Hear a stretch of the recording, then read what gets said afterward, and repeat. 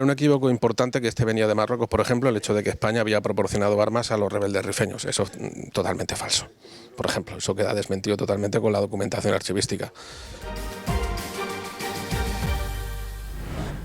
El historiador Marcos Pérez ha presentado este martes en la biblioteca su investigación Rebelión en el Rif, una publicación que aborda la revolución que se desarrolló en esta zona de Marruecos.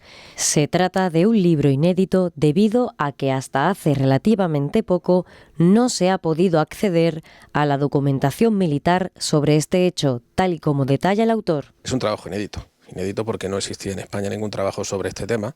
Se había comentado un poquito en algunos libros de pasada, pero no había un trabajo específico hecho sobre este tema. El propósito de este análisis de más de 3 años es desmentir algunos equívocos que se han promulgado sobre este episodio de la historia de la Marruecos poscolonial.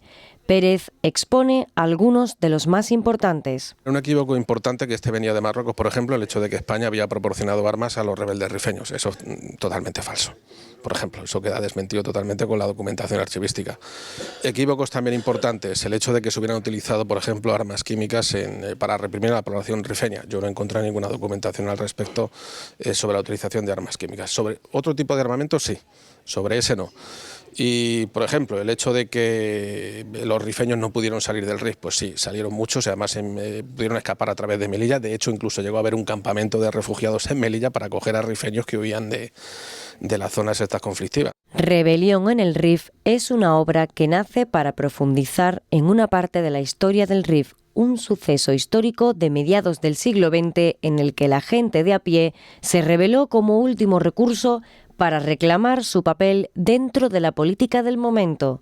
Este episodio del pasado dejó tras de sí un reguero de violencia hacia los participantes.